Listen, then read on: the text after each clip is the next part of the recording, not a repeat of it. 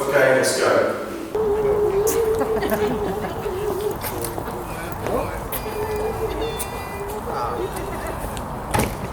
They went for the ghost walks in. No.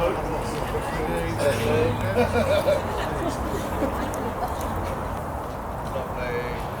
Thank you. Very much Thank you, sir.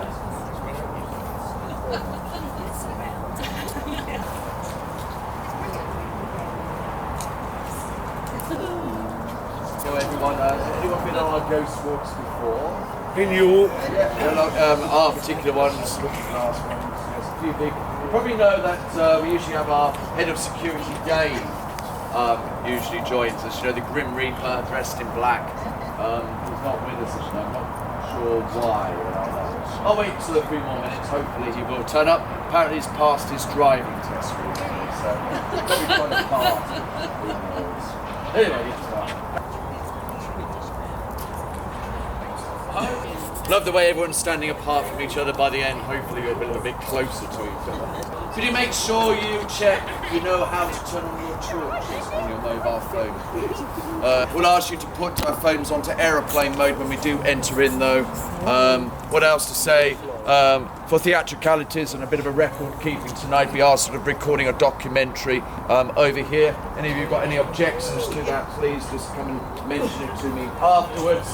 We like to record our findings within Abington Manor this evening. You can cut out the bit where I start crying. You'll notice that it's quite dark inside. Apparently they've got some problems with the electrics. Good evening. Lots of sort of nervous looking faces here, so it's quite amusing to look at all of you. You'll be absolutely fine. Now, welcome along, ladies and gentlemen, to Looking Glass Theatre's Ghost Walks 2019. Now, normally those who've been on our Ghost Walks before will remember that we're normally based in the town centre. However, this year, absolute delight, we're here in Abington Park. Outside of what you would know currently is Abington Park Museum, but once was Abington Manor. Now, we need someone to go and knock so we can start us on our journey. Madam, you're looking so happy after Right, knock on that door. Let's see where we go to first. Which time zone in the wonderful history of Abington Manor? Ah, the door is open. Let me see, let's get my torch out, and looks like we've got some kind of lady Victorian looking costume or outfit, some keys. Maybe she's the housekeeper. She's not looking at you very nicely. We're rather cold out here. Any chance you could possibly come in? You may enter at your own risk.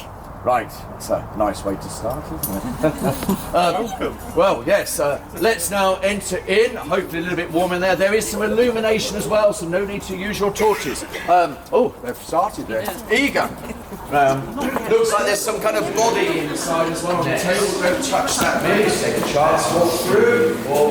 This is the great hall. Looks like we've got some kind of body. Maybe someone's died recently. In the centre there. Not sure what time zone we've reached.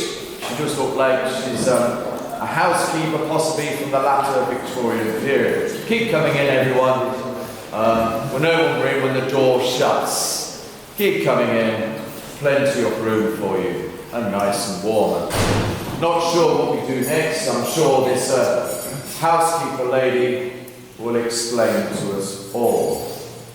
Or make a line, starting from that door and ending at that door. Is that the only instruction? Well, maybe I should try and help you then. Right, so it's almost like you've been back at school. Probably two lines, probably. You're standing there, you're working your line all the way across there, facing this way. So formulate two lines, quick.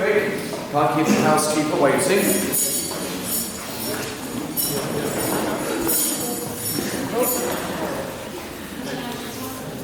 Oh, lovely. And could you then just possibly just face the front here? Look, eyes front. Silence! 1, 2, 3, 4. Show me your hands, sir.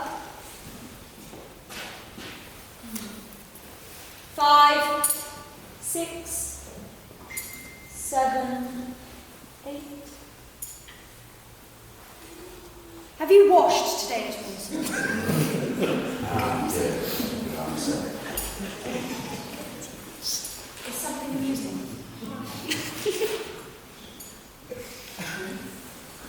Right, she's lost interest. My name is Miss Mandeville, and ever since an unfortunate incident here a month ago, I have been in charge. And so any funny business, miss, will not be tolerated. First and foremost, I have to ask, are there any sufferers of smallpox among you? There's no one's hand up. Oh, the surface tapped the lady in the front. I don't think so. I think they're all safe. Yes. Good. That being said, it is imperative that we keep such nasty diseases contained. And so any coughing or sneezing will be dealt with in the highest suspicion. Also, any touching, hand-holding, or face-to-face contact, miss, will not be permitted under any circumstances. It is simply not safe. You have been warned. I will be watching. Right. Good. Now, why are you here at Abington Manor? Are you here on Lord Wantage's orders? Or are you one of the new owners who wish to turn this asylum tea room into a tea room? Ah, interesting. Tea room into a tea room. Asylum. Yes, of course. Linked to Wantage. We must be in the latter part of the 19th century. I will ask. No, we're time travellers, transporting ourselves back into the past to explore and unlock the hidden secrets of this manor. We want to know what year it is as well. Well, that sounds awfully like witchcraft to me. But since you have asked, I shall tell you. The year is 1892, and my employer, the great Dr. Pritchard, died a month ago this very night.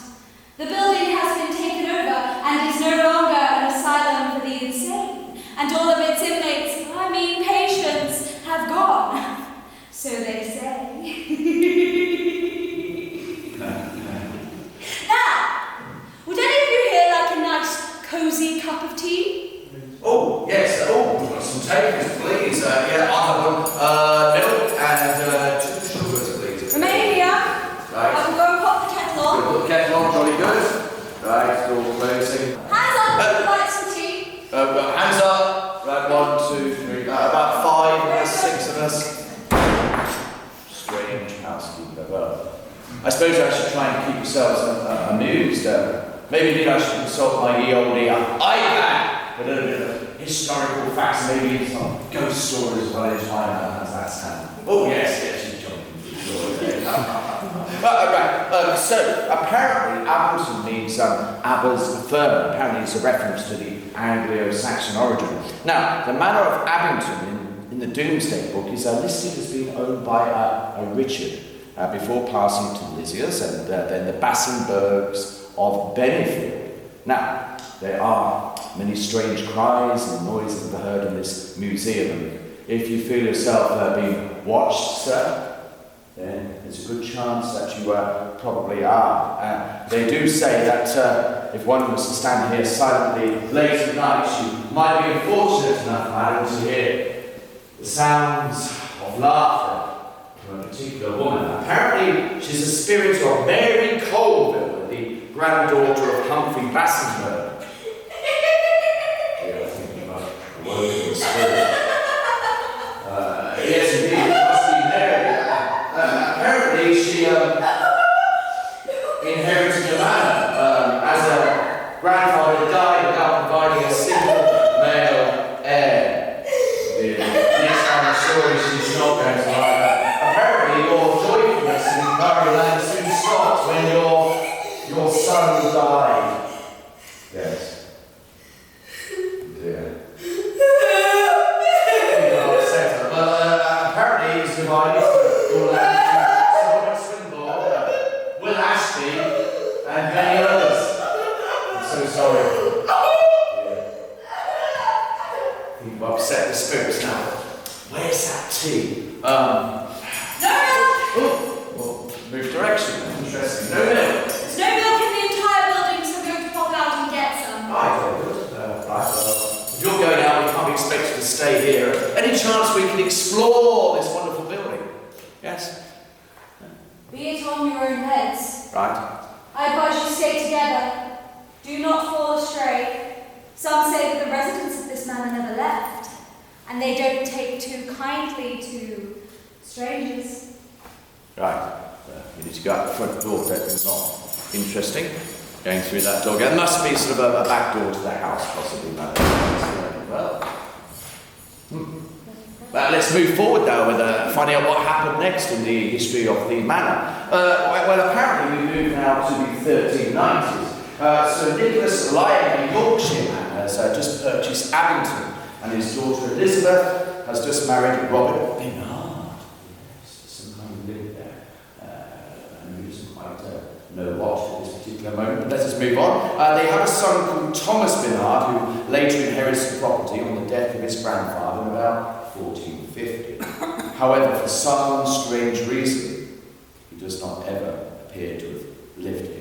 Now, it is his son John who first of the Bernards to step foot into this manor, and many great feasts were held in this wonderful hall. However, museum staff do report late at night they feel very uneasy in this particular space. Now, if you feel a little bit uneasy now, and you feel you're being watched by someone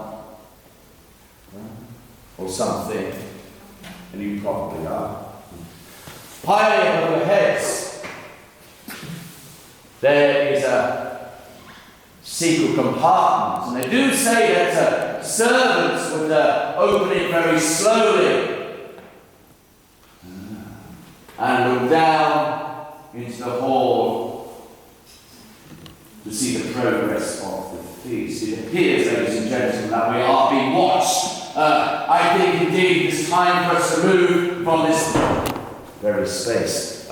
Where to next? I believe the best place to go now will be to the old oak room to tell a story about the Bernards a little bit more. It is rather dark in there. My torch is quite bright. I don't think you're going to need your torches at this particular moment. When you do go in there, you need to go round the table. There's a big old oak table in there. Whatever you do not touch the candle. This way, please.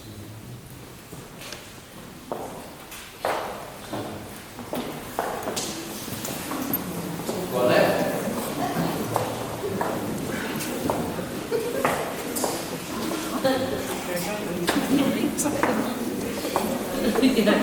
While you're here, just take a chance just to have a look at the lovely old oak table, which incidentally was in the original town hall in Northampton for many years. Everything all right? A little bit of unrestlessness in the corner, a little bit of movement. Well, I was going to say, it appears we found ourselves in one of the first extensions to the building, but it looks like there possibly might be some kind of a spirit in the corner. Yes, indeed there is. Now, it's a report by a member of staff of a certain cold spot in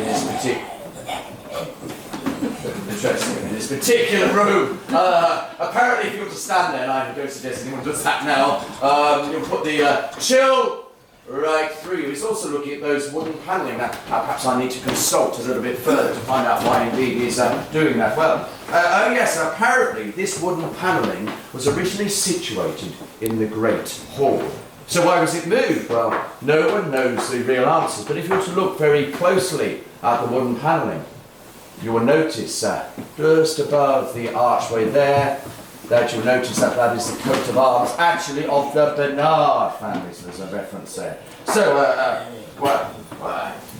why was it moved? We still don't really know, but the fact that it is the Bernard's family coat of arms brings me nicely into the story of, yes, and the links to William Shakespeare himself and the hidden papers.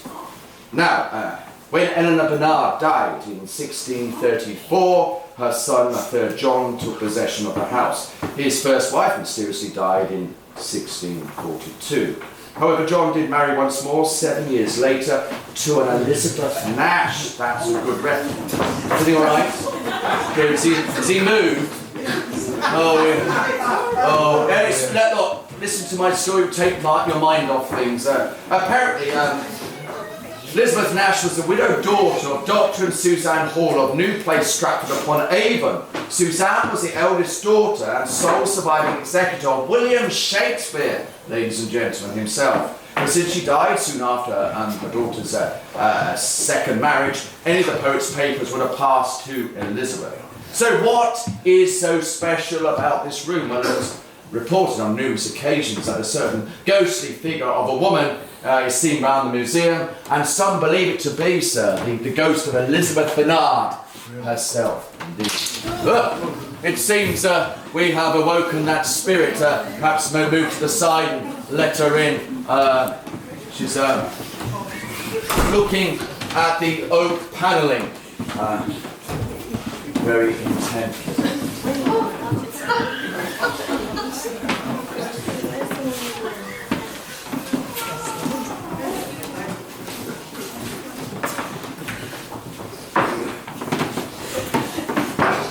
I've done the deed. This down here noise. I heard the owl scream and the crickets cry. Did not you speak? When? Now. As I descended. Who likes the secretary? Donalby. This is a sorry sight. A foolish thought to say a sorry sight. There's one good laugh and sleep, and one good murder. And they did make each other. They stood behind them, but they did say their prayers. And I addressed them again to sleep. There are two lodged together.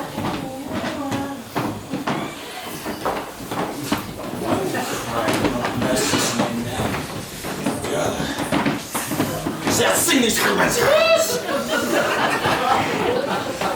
listening in their ears. I could not say amen when they did say God bless us. Consider it not so deeply. Wherefore confidence? Amen.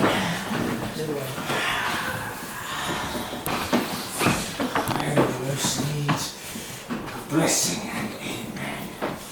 Stop your throat. These deeds must not be thought after these ways, so it will make us mad. Indeed, I think we are possibly going mad ourselves. I need to continue with the story so we can leave this room. Well, apparently in the 19th century there was a speculation that during the time that she lived here that she hid some papers from William Shakespeare behind possibly this panelling. Now, apparently the aim in the 19th century was to dismantle the panelling. Apparently a chap called Sir Henry Dryden made some careful measurements of this building, but he found no reason to believe that they were actually hidden there. However, the panels have never been removed. Why they've never been found? Maybe indeed there's been a spell cast upon them. Because of course, in the 16th century, witchcraft was rife in the county. Ooh, that seems to have quietened them down. Excuse me, it looks like we've got a beckoning. So the good news is I can probably say, please put your torches on your phone, and let us now follow through. Take great care, please, as we move to the next part of the adventure. Looks like we're going back into the great hall.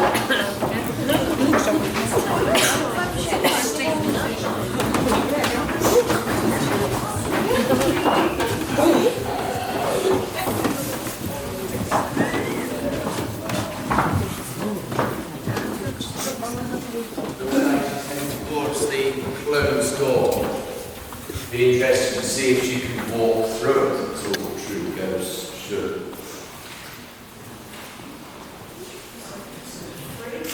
She stopped. The ghostly apparition has stopped. We need possibly Adam over there. Okay, just go open the door. Oh, no, you go. That's on.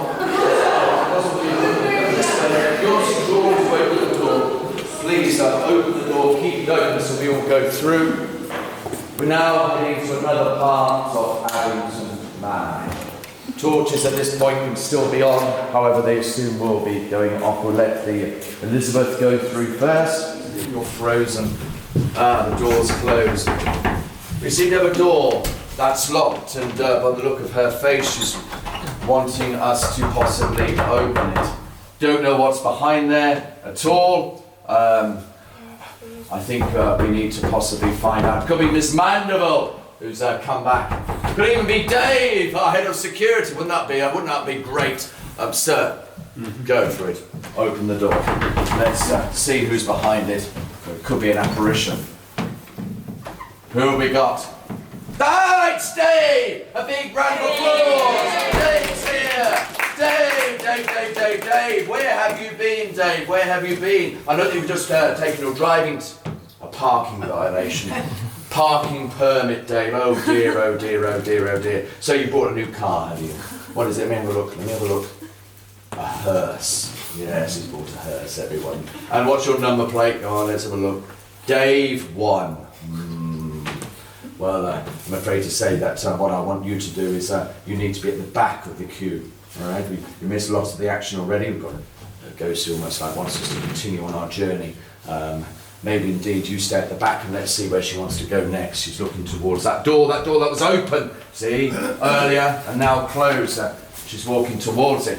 Maybe indeed I need to go first.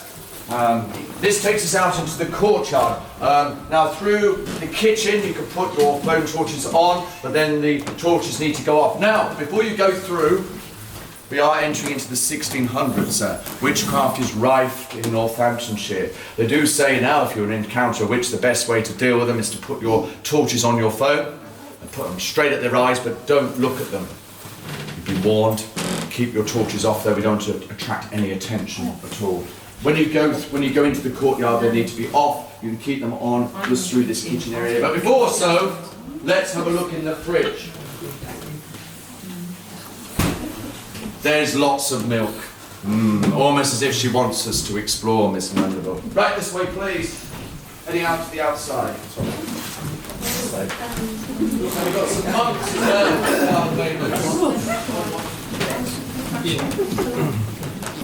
Centre of the courtyard. Everything seems absolutely fine. Got the last just joining us now. Make a big circle!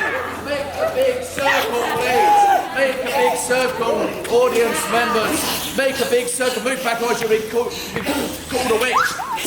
Make a big circle, It looks like we have indeed arrived in 1612. Possibly a trial is about to take place. Maybe indeed we're actually at Northampton Castle at this time, and looks like we've uncovered a witch finder. It's very much like Matthew Hopkins. I am a hunter of witches.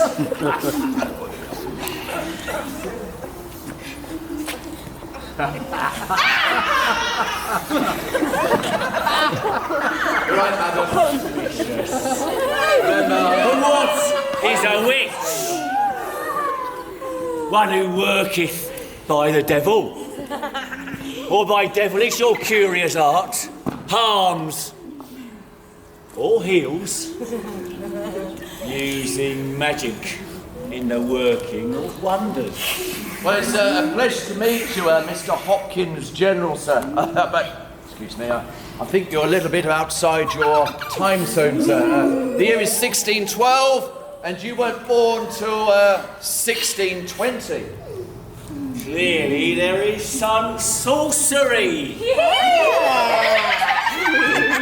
Nevertheless, I am here to conduct a trial, and conduct a trial I will. We seem to be missing a few suspects.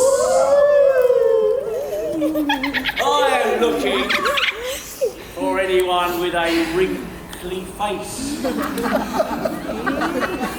furrowed brow,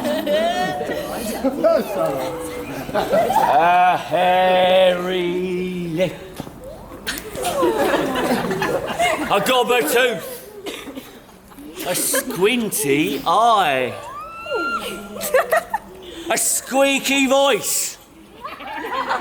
Or a scolding tongue.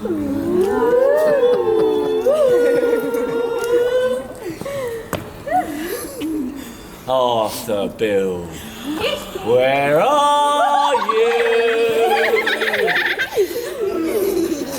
Ah. Get in and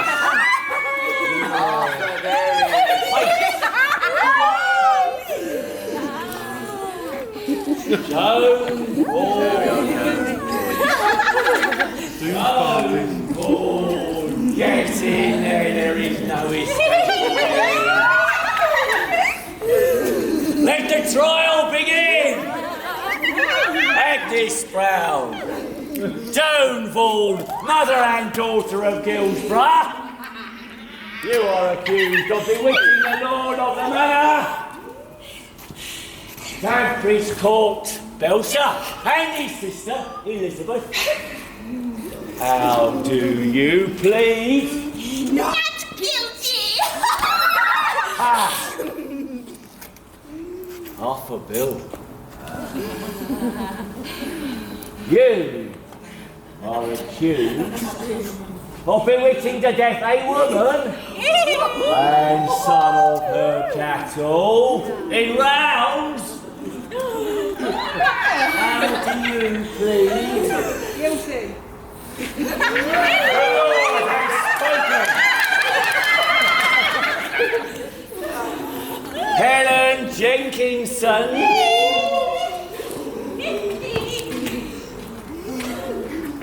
That'll be enough for you.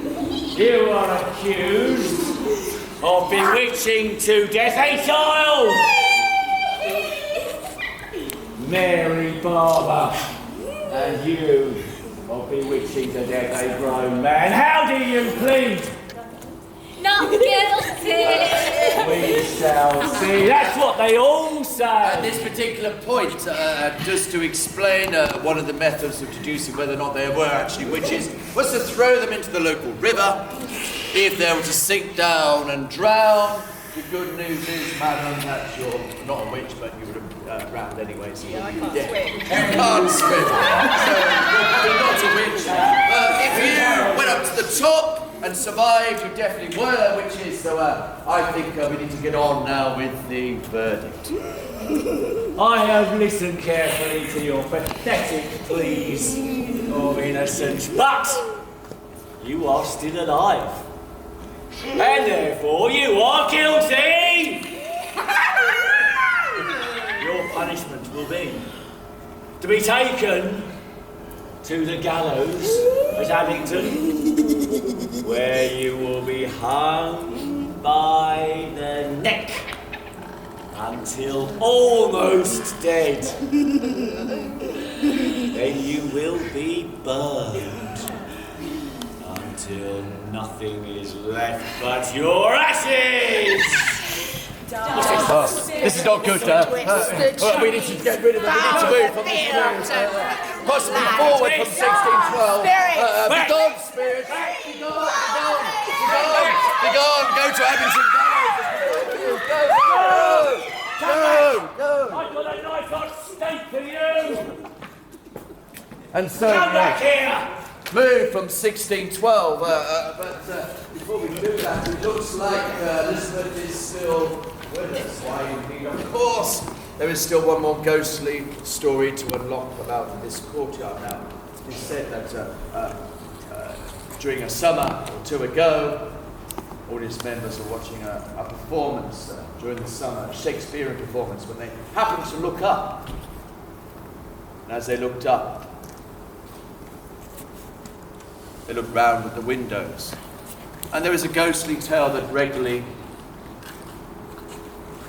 is a figure of a person staring down at the ceilings. It looks like indeed there is a ghostly figure staring down at us. Now we need to move on. Maybe indeed I should reveal to Elizabeth that we do indeed die 17th of February, and the year is 1670. Walking back in time we must proceed forward. The monks look like they want us to leave. Probably the best way is to walk up the ramp there, work out whether it is indeed a push or a pull door. Turn left and let us stop by the old carriage for our next part of our adventure. Right, this way, please. Indeed, as I say, I don't know where Dave is. Dave seems to have fled the scene. So, let's move from the 1612. Let's now jump forward a little bit to the 19th century. The year is sort of 1845, 1850. It now becomes what we call an asylum. It is actually quite a nice asylum, but I'll talk to you a little bit about that later on. A little bit of a conundrum, a puzzle to have. Interesting. Staging me while I'm trying to reveal the secrets. Apparently, the museum staff can't work out how this ever got in. It's been here ever since they can remember. Apparently the doorways are much too narrow for it to fit in. Now you might say, well, just take it apart. Fit it in, but even taking it apart, it does not fit through the doorways. Dave! It's you! Using the toilets. Thank you, Dave. A little bit nervous, were we? Yes. Have you paid your parking ticket? No. What? What? Yes, exactly. Right. Yeah, did you wash your hands? You didn't! But there's a dryer on. I think you need to go and do that. Yes, thank you, sir. Very good. Right, let's got rid of him for a second. I can finish my story. So what was the story? Well, apparently people at the asylum, they would regularly on the Sunday be put into this carriage and drive round Abington Park estate. Isn't that lovely? Right, I think we can move on. I'm just going to move forward. Excuse me, please. We're now going to move forward now because the Bernard family have gone and the Thursby family are here. Now, what I love about this little maze of corridors, it has lots of lovely words written on. For example, if any of you feel the need to breathe, just around the corner there's a little pocket where it says, a place to breathe. Isn't that lovely? And apparently there's a place to live as well. Right, jolly good. This way, please. There we are, we're just coming into here. Apparently this, the ladies will just stand to the side there. It's a place to live. Isn't that lovely? Even quite ironically, just above, those two are deceased. There we are, keep coming through. We keep coming through, keep coming through. All fine. Just saying, just up here as we're moving through, just having a little resting point. Up here, we've got quite nicely the sort of different time zones on how the manor was built and adapted. You can see 1386 to 1500 nothing. 1500 with the great hall where we went into earlier. Then we see the oak room, around about sort of 1669, 1730.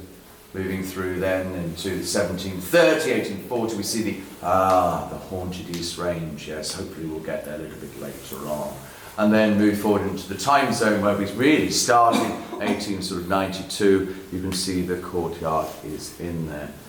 Yes, Thursby family. Well, let's talk to you a little bit about them, but let's find the old staircase. So we do need to go back into the oak room, and I believe we need to turn left, and that's when we'll find the old staircase. This way, please. Two different choices, left or right. Not sure which way we need. It's our friend again, the person who's watching in the courtyard. Which way, sir, please? It's pointing to the right, although his hand is shaking a little bit. I wouldn't advise look at him when we go through here. Thank you very much. Yes, indeed.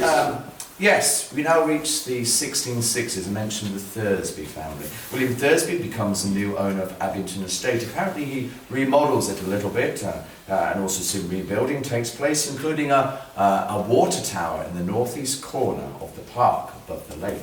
Now, upon his death in 1701, Abington then passes on to two of his nephews, another William and Richard. In 1736, the house is passed on to Richard's nieces, John Harvey of Stockton. Not satisfied with the house, it's passed on again, and a number of alterations are made, including a total rebuild of what I call is the haunted East Range. We move forward now, 1770s. John Harvey Thursby II marries a very interesting lady called Anne Hanbury of Kelmarsh. Now maybe that is the reason why museum staff regularly smell rose perfume odours first floor. It looks like we've possibly awoken a spirit of what looks like Anne herself. She's walking down the staircase to us. And also there's another gentleman. Looks very much like the famous actor of the time, David Garrick. Incidentally, David Garrick, legend said that he takes a cutting from Shakespeare's garden, he brings it over to Abington Park, he plants it, and the tree is still there to this very day. What's also interesting is the very close relationship that these two had, even though she was married. Good, my lord. How does your honour for this many a day? I humbly thank you well. I have remembrances of yours, my lord, that I have longed to redeliver. I pray you now receive them. Not I. I never gave you all. My honoured lord, you know right well you did. Are you honest? My lord. Be fair. What means your lordship? That if you be both honest and fair, you should admit no discourse to your beauty.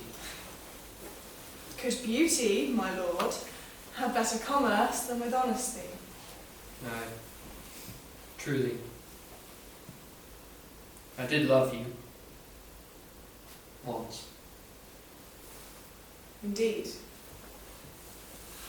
You made me believe so.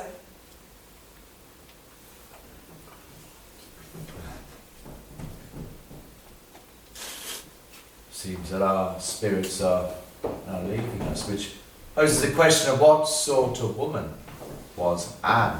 It was quite interesting. She was buried and put into the crypt at Abington Church, and upon her coffin says the following words: "What sort of woman she was, the last day will determine."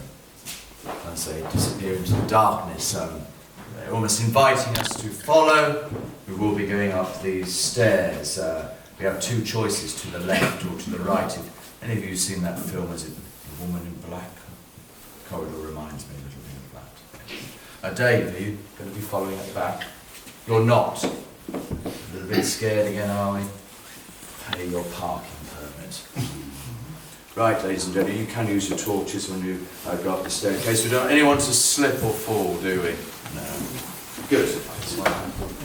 We're turning left, we're going towards the glass cabinet room. When you go inside the glass cabinet room, just have a little look at the glass itself, a little bit of a ghost tale going into the glass cabinet room itself. So, love the way everyone just stands by the glass cabinets, but actually that's the ghostly tale I'm going to be telling you about, so you might want to move away a little bit from them. Because during the summer, and the actresses have been here getting changed, and a colleague of mine actually, she revealed this first-hand information to me. Whether or not you believe in ghosts or not is entirely up to you. I'm here just to relay the tales. It's up to you to decide. She apparently was in here and she accidentally knocked, a little knock on the glass panel here. There was a knock back. She stopped. She looked. Her colleague came over. They both did two knocks. So two of them in this very room. Two knocks back. Now, what we're going to do now is we're going to invite some brave person. Just raise your hand. Ah, lovely. Delighted. Oh, excited as well. Now, nothing's happened for the last 2 or 3 evenings, so I think everything's going to be fine. But would you like to just come forth? I'm not sure which glass pane it was. Just do it, don't do it too hard, or you might break it. But just do a little bit of a knock here and let us all listen. Nothing again. Nothing. Although, saying that, it appears that a door is opened at the end of this corridor, which means that you have unlocked something. Ladies and gentlemen, when you do leave this room, I'm going to ask that you all stand on the left-hand side, almost as if you're lined up again like you were down in the hall, so then you can lean forward to look towards that door. And let's see if we can get that door open, so we can move into the other parts of the museum. It's definitely opened. It looks like the door is opening slowly as well. This way, please. Yes, indeed. It is indeed opening. We definitely unlocked something. Jolly good, jolly good, jolly good. Towards the end, you can just sort of fill in. So, what's so special about this top corridor? Well, the same museum member of staff, she seems to have all these stories. So on numerous occasions when she's locking up, she can hear the scream of a woman from behind that very door. Also another gentleman, a Mr. Perkins of Nether Hayford, so that he regularly, when he spent a night here, several nights actually, could see shadows and strange lights appearing underneath doorways. In fact, if you just turn the torch off there, please now, we seem to have some kind of a candlelight from behind the door. Let me provide the illumination. Can I invite you, please? Could you just go and try that door handle, please? It's locked. Locked. Tell you what, let's humour the spirits, please. Just say please. Please. Now go and try it again. You never know. Ah, it's worked. Now, we are going to be moving through this door. You may open it now. And we are in a second going to be going down this corridor. And as you go down the corridor, there are lots of sort of, there's a wall with lots of partitions in it, little gaps. So if you feel a bit nervous, don't look through there, just in case a hand comes out. You don't want that. And then moving a little bit further forward, we then have a sort of a glass cabinet where there are lots of mannequins in there as well. But don't worry, they haven't moved for the last few showings. And then last but not least, we reach a room which is called the sanitation room. And there is a mirror in there. And that's the next story I want to reveal to you. Right, this way please. That's lovely, thank you very much. I believe that this might even stand open. Right, let me go first.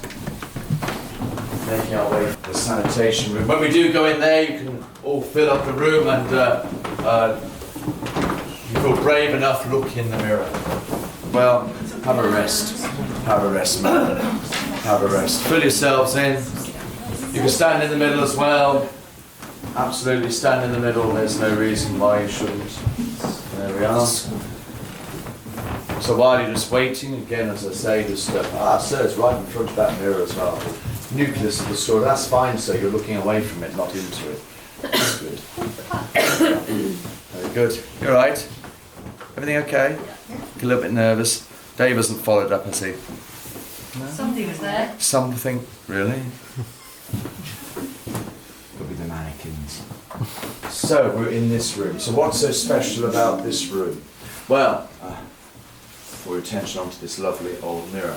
And also to the face of the woman just above it, looking down or looking with sort of a neutral looking face, almost like puritanical in look and also with headdress. So, the story is, as many rooms are used during these performances that happen during the summer, of someone getting changed and ready in this very room. They then proceeded to look into the mirror. They were sceptical. They do not believe in any ghosts at all. And as they looked in there, they saw a figure of a woman immediately to this side, staring back disapprovingly at her. She was transfixed. She carried on looking, determined not to break that stare. And then she was distracted by a colleague coming into the room. She looked away, she looked back, and that figure had gone. And she went down, she told one of the members of staff, I think it was a different member of staff at that time, and they said, oh yes, that would have been Elizabeth, regularly seen in this very room. So, we've had lots of theatricalities so far this evening. For this room, I don't think we need anything like that. I'm going to be turning this torch off in a second. So this torch, you all right? A little bit jumpy. A bit creaky, the floorboards, aren't they? We're going to turn this torch off in a second, and what we're then going to do is we're then going to wait 1 minute, and then we're going to turn the torch back on. Oh, wow. Right. Right. That doesn't normally happen at this period, all right? Yeah, I'm alright. It's One behind you. Go on. It is the 31st. Keep calm, that's fine.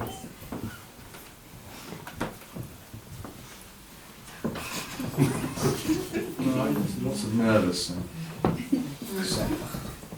Alright? So in a second, I will turn this torch on. If you're brave enough looking in that mirror, if you do see anything, tell me at the end. It should be fine. Notice why I do not look. Everyone's looking, nothing. There's lots of people looking back, absolutely. Right? Yeah. Sure. I think what we probably need to do, I think they look a bit uneasy in the corner there. We'll sense that something's there. I don't think there is. I think we're all right. What? Yes, there is. There is? Indeed, yes. Oh, it looks like that gentleman, we've woken that gentleman again. It looks like from his hands he wants to come towards us. Maybe he's beckoning us to now go through this door. Now, we're going to be leaving this now. We're moving forward definitely into the year 1845. Notice how everyone's now quickly wanting to move out. The servants' quarters are behind this very door. Now, I can tell you some stories about that when we do get out. It's a nice old landing. Your objective when you walk out of there is to not to creak the floorboards. Right. It's a very hard job. So I'm just going to open this. So you might need to move so I don't crush it. Just open this like this. Now you actually don't want to stay open. Right, we're now the old servants' quarters. There we are. Not doing a very good job of not creaking the floorboards, but that was almost an impossible task. Not too closely so we don't need to fall down. It's quite interesting how lots of you are bunched up towards that corner there behind you, in that corner where that doorway is. That leads on to the haunted east wing. It's almost as if you're drawn towards it and then you actually want to step foot in it. That's where, when it became an asylum, and I must also say, very nosy, aren't we? You are, aren't you? Yes. When it became an asylum in 1645, it was a very nice asylum actually. It was a pleasant one under sort of Dr. Pritchard. But what stories around here? Well, we have the very old creaky servants' staircase. As reported, members of staff again hearing creaking footsteps going up and down the stairs, even though there was even though there was no one there. It looks like we definitely are waking up. It's your fault for opening that door. What else?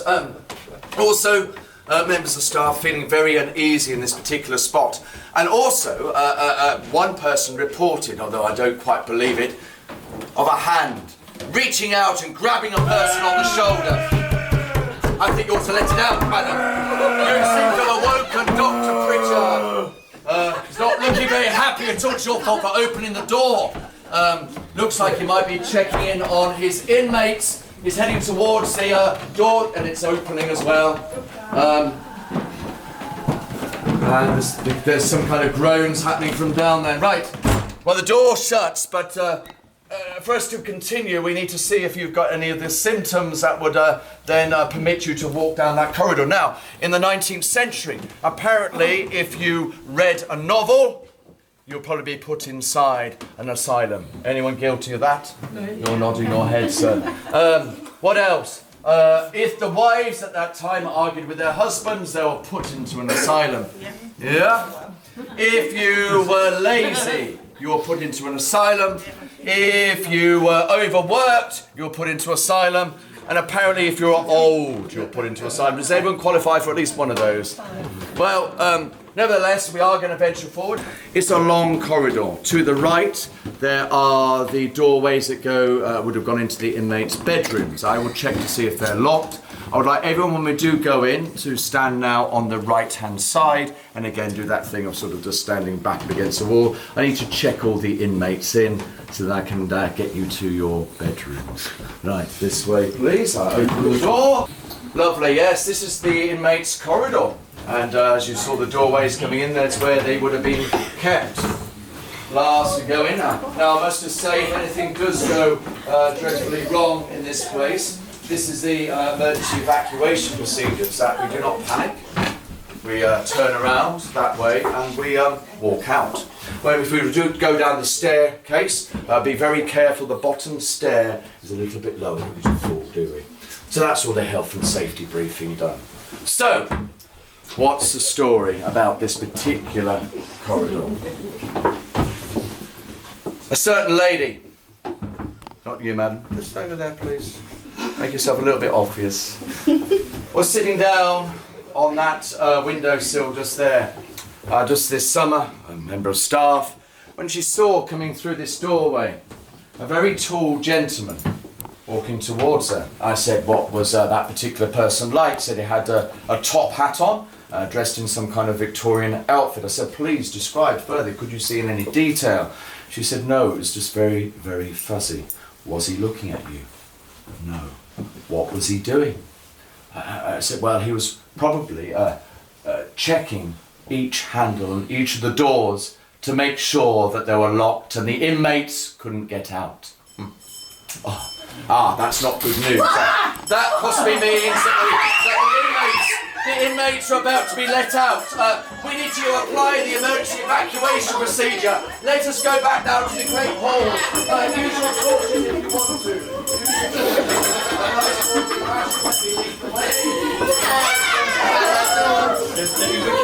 Idziemy sam na dół.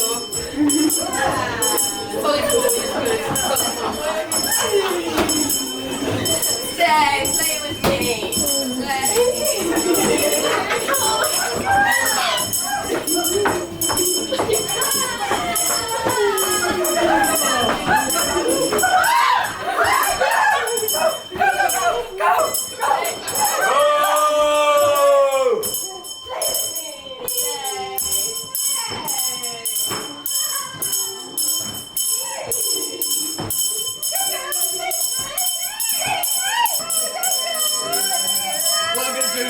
I'm going to just freeze the action. Freeze!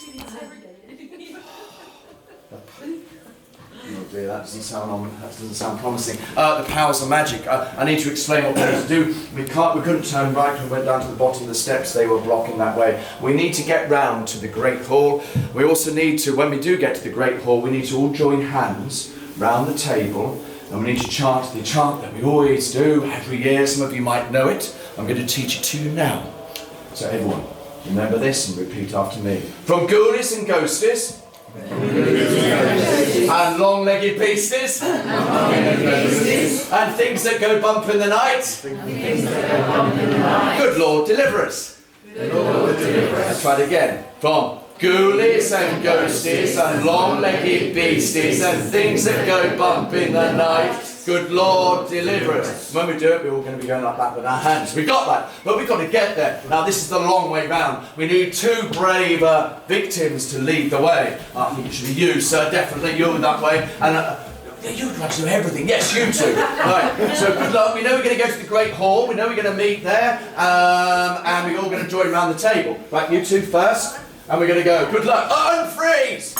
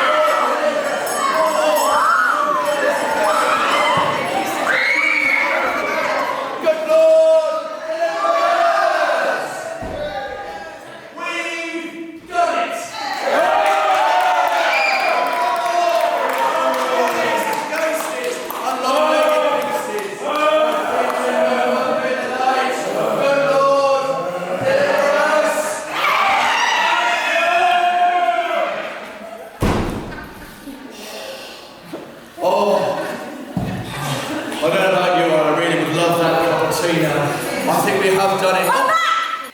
I could not find any milk. Oh, typical. You all look like you've seen a ghost. You could say that quite a few, in fact. You might need something stronger than tea. The Abington Public House is full of spirits. Ooh. You should go there and say, everybody,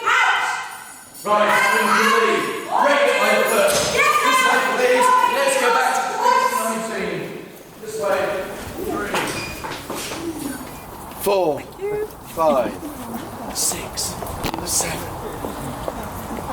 8.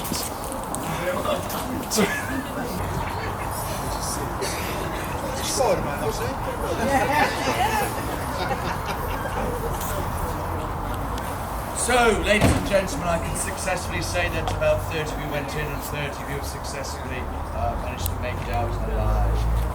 So I'd like to declare, on behalf of Looking Glass Theatre Company, that the 2019 Ghost Walks are officially over for one more year. Thank you.